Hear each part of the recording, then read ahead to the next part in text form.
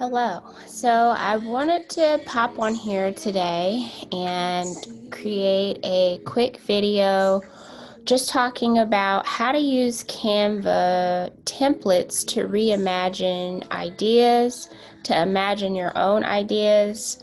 Right now, in the digital media course I'm teaching, I'm walking students from creating personal branding statement, finding their own personal brand colors, to now creating their own logos and concepting out in symbolic fashion who they are. So creating a logo and finding the typeface to go along with that. And I wanted to show how Canva can be used as an imaginative starting point to really launch an idea and bring it into fruition. So I'm going to share my screen. So over here on the left, let me see if I can spotlight. Oh, it won't let me do that. Okay, so over here on the left, you can see the original template, the Wave Acoustica logo template that was used, that I then reimagined to create the logo on the right. So what this required is first just knowing what your brand colors are, having a sense of how you want your logo to appear, so maybe drawing it out and having a sketch so that the templates aren't guiding and leading your creativity. You are guiding and leading from your original concept, and then using the elements that Canva provides to bring your vision to life. So again, templates should be seen as imaginative starting points that easily help you ideate and create your concepts. So then that blue line, the kind of squiggly under there, I put that underneath.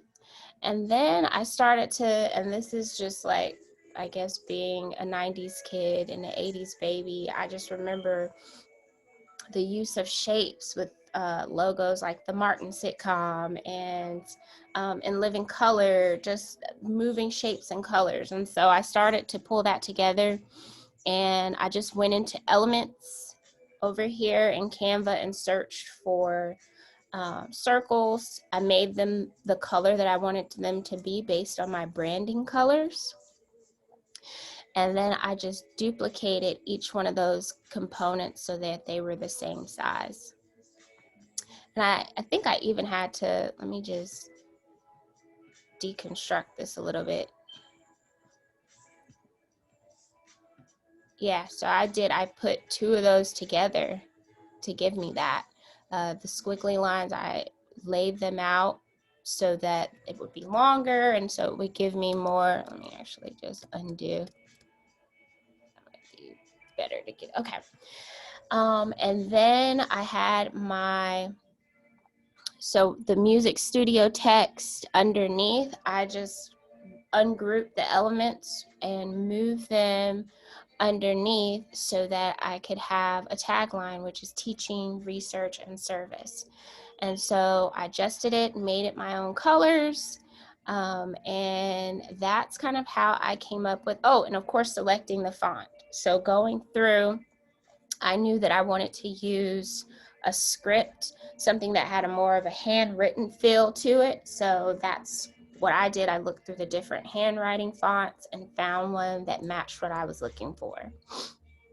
So over here on the left was the starting point, and then over here on the right is kind of how I remixed a Canva template to come up with my own logo.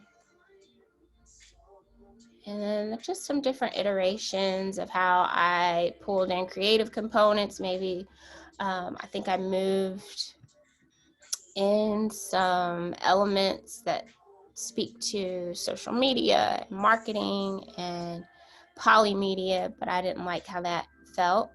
I pulled in my Bitmoji. That's something that I use to alongside my brand. It's in my brand family. It isn't who I am overall, but I use it in fun ways to kind of bring in pops of humor and fun in my personality and creativity in that way. And this just shows how I moved and changed the different colors. So instead of the text being white, I made the text black, put it on a white background just to kind of see if I still had similar versatility with moving around colors.